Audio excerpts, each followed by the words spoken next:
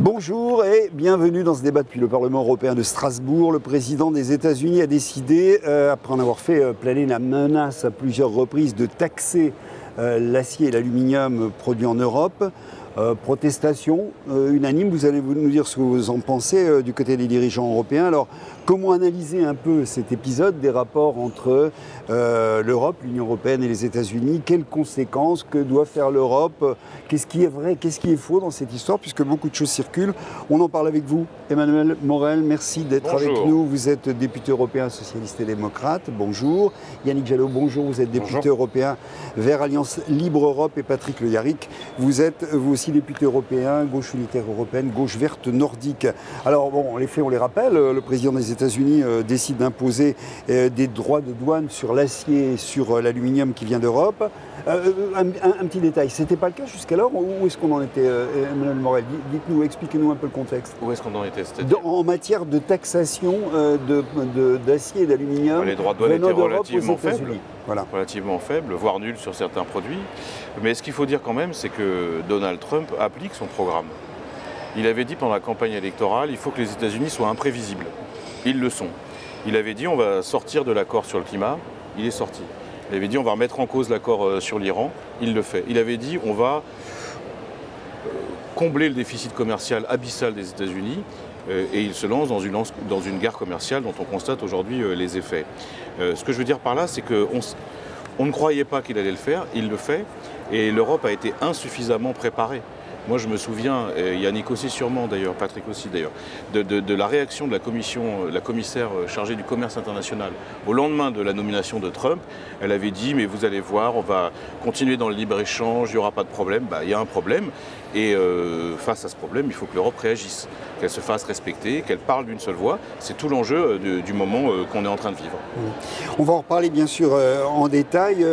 Yannick Jadot, réaction un petit peu à cette décision de Trump, vous interprétez ça comment, vous? Est-ce que c'est important déjà pour l'industrie européenne ou est-ce que c'est marginal finalement? Repartons un peu des chiffres. Est-ce qu'on exporte beaucoup d'acier et d'aluminium vers les États-Unis? Est-ce que c'est vraiment important cette taxation promise par Trump? Bien sûr que c'est important. On exporte pour près de 7 milliards d'acier et d'aluminium, donc c'est important. Surtout qu'en fait, il y a jusqu'à maintenant, avant même l'imposition de taxes, il n'y a pas de concurrence déloyale de la part des Européens sur le marché américain. Il y a eu de la concurrence déloyale de la part de la Chine, très clairement, qui à un moment donné a tellement investi dans sa sidérurgie qu'on s'est retrouvé avec des surcapacités de production énormes qui a posé des problèmes pour la sidérurgie européenne et évidemment pour la sidérurgie américaine. Mais ce qu'il faut dire, c'est que effectivement Trump applique son programme, mais c'est insupportable l'idée d'agir de la sorte et de partir en guerre de sa part contre toutes les règles multilatérales, qu'elles soient du climat, qu'elles concernent le dossier iranien ou qu'elles concernent le commerce. Mais il y a un truc qu'il faut reconnaître à Trump, c'est que dans ce monde européen où on a l'impression que l'économie, c'est pas de la politique, qu'on nous explique que c'est efficacité, technocratie, qu'il n'y a qu'une seule méthode, qu'une seule réponse. Trump, il fait de la politique, de la pire des manières, mais il rappelle une chose. L'économie, c'est de la politique. La sidérurgie pose un enjeu de souveraineté économique et donc de souveraineté politique. Et ça renvoie aux Européens l'importance, nous-mêmes, de s'interroger sur notre souveraineté économique. On n'a pas de politique industrielle. On est la seule grande économie, si on considère que l'Union européenne est une seule économie, on est la seule grande économie qui n'a pas de politique industrielle commune. Donc nous sommes toujours divisés, nous sommes toujours en situation de grande fragilité. Donc la seule réaction à Trump, au-delà des rétorsions commerciales, pour ne pas se laisser marcher dessus, c'est d'avoir une politique industrielle européenne qui protège les salariés et qui protège l'environnement. On sait à quel point la sidérurgie peut être compatible avec la protection de l'environnement et notamment du climat, ou ne pas l'être du tout. Patrick Le Yarrick, pas de politique industrielle européenne, ça veut dire le maître mot c'est libre-échange à tout va. Là on bute sur une question, puisqu'on est dans le libre-échange tout de même, on bute sur cette question-là quand même. C'est-à-dire qu'il y a des endroits dans l'Union européenne, notamment en France, où ce à quoi on a assisté, c'est à la désindustrialisation.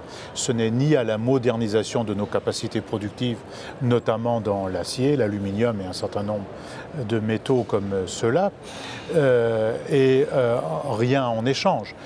Si l'Allemagne a continué à investir, à développer un certain nombre d'industries liées à l'acier, elle va être très impactée par ces droits de douane supplémentaires qui vont être mis.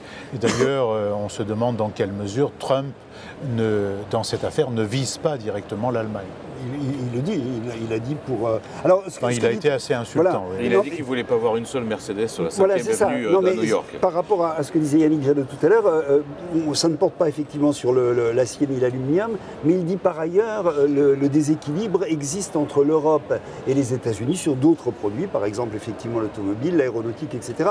Sachant que dans ces matières-là, il y a une politique européenne ou pas en matière d'aéronautique, en matière d'automobile, est-ce qu'on a une vraie politique ? Aéronautique, oui. Bien sûr. Automobile, c'est moins clair, mais je reviens quand même un instant à ce qui vient d'être dit. D'abord, Yannick a totalement raison de souligner que Trump se trompe d'adversaire. En tout cas, il fait mine de se tromper d'adversaire, parce que le vrai problème dans la situation de l'acier, c'est la Chine. Une surcapacité incroyable et qui est à l'origine de la crise qu'on connaît aujourd'hui. Donc là, il y a une première erreur. Deuxième chose, moi je pense qu'en effet, Trump, il vise l'automobile allemande. Et d'ailleurs, c'est là qu'on va pouvoir mesurer la solidité de l'Union européenne. C'est-à-dire, soit on fait face, on fait bloc, et on défend l'industrie européenne. Oui, c'est ça. Et dont l'allemande, dont l'industrie automobile. Oui, mais ça veut dire aussi que l'Allemagne ne doit pas, à l'inverse, se désolidariser de l'Europe en essayant, dans son coin, de trouver une solution. C'est vraiment, je pense que ce qui est intéressant, au moins dans ce moment qu'on vit, c'est un moment de vérité pour l'Union européenne. C'est est-ce que oui ou non, on se fait respecter. Pour l'instant, c'est le cas. Moi, j'avais des doutes et des craintes, mais il faut reconnaître que on a porté plainte à l'OMC, bon ça à la rigueur c'est pas ce qui est le plus important. On va en parler. On a mis en place des mesures de représailles sur un certain nombre de produits américains. Alors c'est modeste, mais c'est un commencement quand même. Et on s'interroge sur la stratégie en matière de protection de nos savoir-faire, de nos entreprises, de nos travailleurs. La question, c'est est-ce qu'on va franchir une étape supplémentaire? Et c'est là qu'aujourd'hui, on a quelques doutes. Ce serait quoi cette étape supplémentaire, Yannick Jadot, s'il devait y en avoir une de la part de l'Union européenne, où effectivement, chefs d'État et Commission européenne et autorités européennes en règle générale ont l'air de répondre de manière assez unanime sur cette question-là? Alors, les grands cas où l'Europe s'est divisée ces dernières années, ça a été sur des cas de dumping chinois. Ça a été le photovoltaïque qui a détruit des dizaines de milliers d'emplois en Europe parce qu'à un moment donné, les Chinois, ils allaient voir telle capitale en disant, ils allaient voir les Grecs en disant si vous faites des mesures de rétorsion, on arrête nos investissements dans le port du Pirée. Ils allaient voir les Français les menacer sur le vin. Ils allaient voir les Allemands et les menacer sur les machines-outils. Et donc l'Europe, au fond, se délitait dans sa capacité de réponse. Là, Trump tape tellement fort qu'il a créé l'unité. C'est une bonne nouvelle. La question qu'on peut se poser, c'est que dans quelques jours, les Américains vont sortir les résultats de leur enquête sur l'automobile, parce que l'administration américaine a lancé une enquête sur les conditions de concurrence déloyale en matière automobile. On voit que sur l'acier, au fond, tout ça n'a pas de fondement, mais il y a bien ce sujet au niveau des États-Unis. Et on va voir comment ça va réagir. Mais là, il y a la question pour l'Europe de défendre le multilatéralisme. C'est essentiel. Et puis, moi, j'aimerais bien que les mesures de rétorsion aillent aussi, pas simplement sur des produits symboliques du type Harley Davidson, les jeans et tout ça, mais qu'on tape aussi, par exemple, sur le soja OGM. Que, y compris, on affirme à travers nos rétorsions commerciales des valeurs sur l'agriculture ou sur la protection de la santé, sur la protection de l'environnement. Donc, politique industrielle, ce qu'on n'a pas eu. Vous vous souvenez, on se souvient tous des cas d'ArcelorMittal, où on a laissé Mittal mettre en concurrence le Luxembourg avec la France avec l'Espagne ou avec l'Allemagne. Nous n'avons pas été unis. Chacun a défendu à coups de subventions publiques des sites d'ArcelorMittal contre ses voisins européens. Donc il nous faut une politique de sidérurgie, il nous faut une politique industrielle. Mais il faut aussi l'équiper autour de cette politique industrielle. Quand on sait que la sidérurgie est une industrie très émettrice de CO2, qui peut contribuer au dérèglement climatique. En Allemagne, Certaines boîtes ont investi sur des aciers légers, tout ça, qui sont beaucoup plus sobres en matières premières, beaucoup plus sobres en CO2. Pourquoi est-ce qu'on n'imposerait pas en même temps une taxe carbone à nos frontières qui protégerait notre sidérurgie qui investit ou qui est poussée à investir sur les émissions de CO2, alors qu'aux États-Unis, il sort de l'accord sur le climat pour laisser sa pire des industries continuer à fonctionner comme ça. Donc on peut parfaitement, à la fois sur l'antidumping, sur la politique industrielle et sur des outils autour de cette politique industrielle, comme une taxe carbone aux frontières, on peut faire vivre nos industries, protéger nos salariés et protéger l'environnement.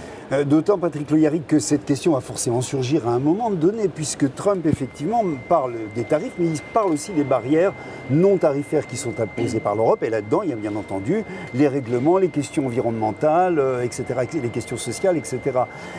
Donc, est-ce que ça va être ça le moment de vérité aussi pour l'Europe, qui va consister effectivement dans cette conjoncture avec l'Amérique à soutenir ces principes-là, ces questions non tarifaires qui portent sur les normes sanitaires, sur les questions d'environnement, sur les questions sociales, etc. Est-ce que c'est le moment? Est-ce que l'Europe va le faire? Est-ce qu'elle doit le faire pour soutenir ces particularités que ne connaît pas ou que ne reconnaît pas en tous les cas Trump et la politique aux États-Unis? Ouais. C'est-à-dire que c'est vrai que par certains aspects, tout en refusant des traités de libre-échange, il a refusé le traité transpacifique et le traité transatlantique.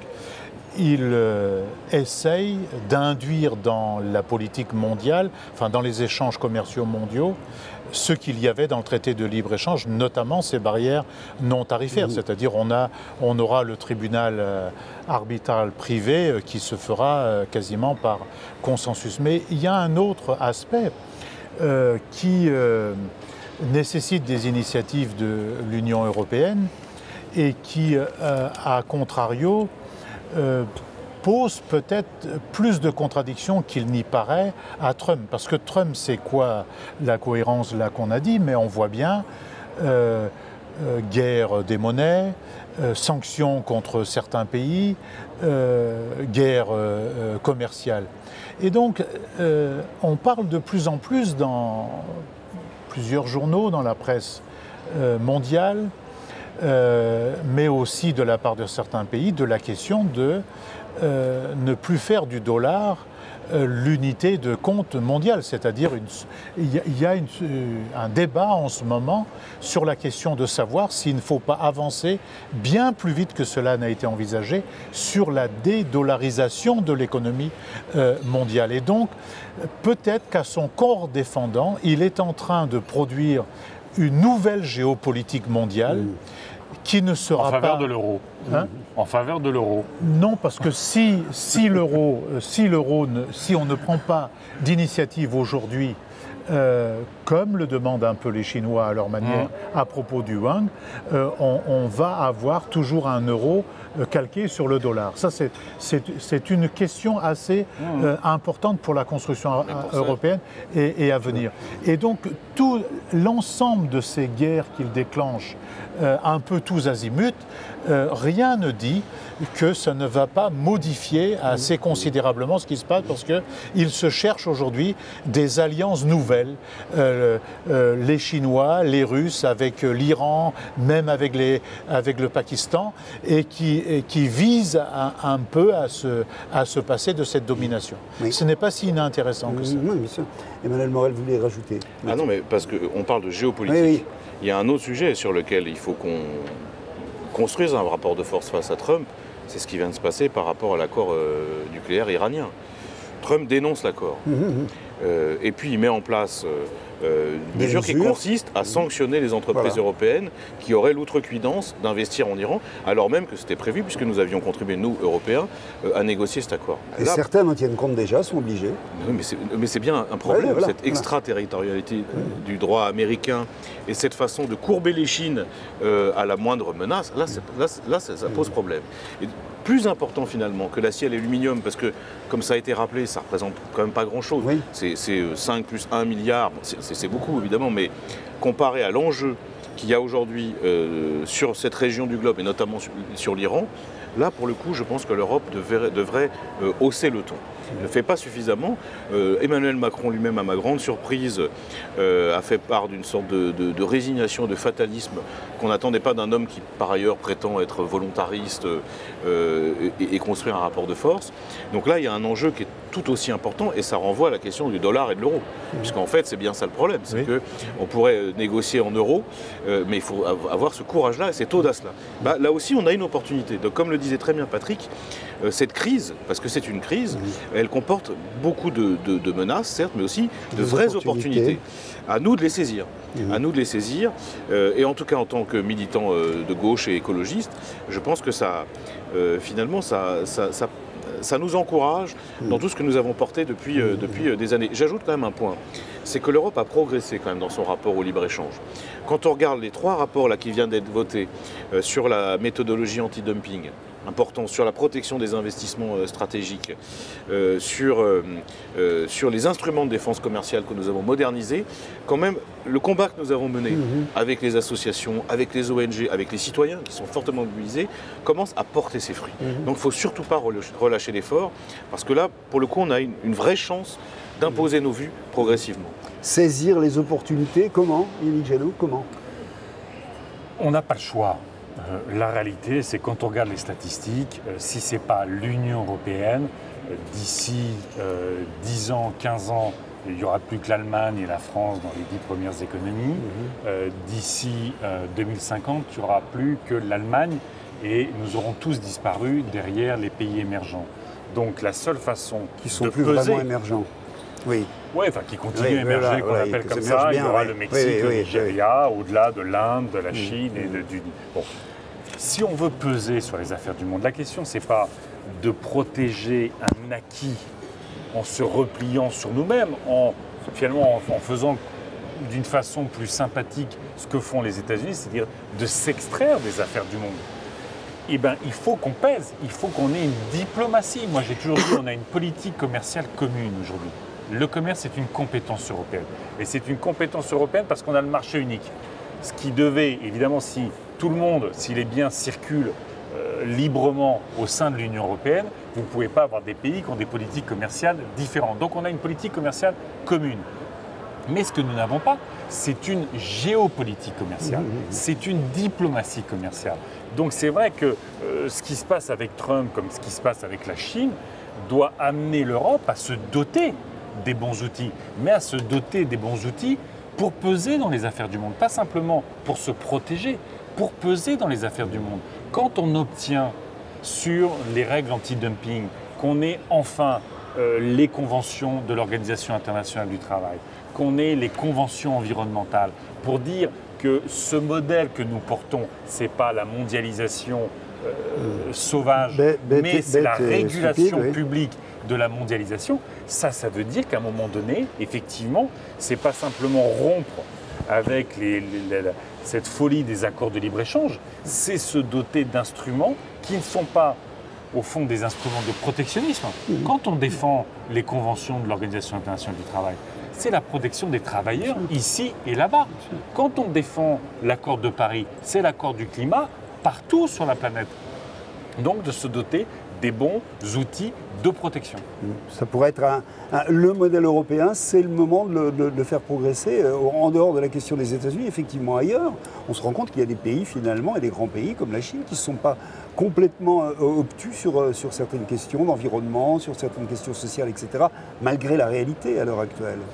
Le modèle européen, j'aurais beaucoup de mal à dire que c'est un modèle social et environnemental. C'est un modèle aujourd'hui qui défend la concurrence, la compétitivité, l'exploitation des hommes et de la nature.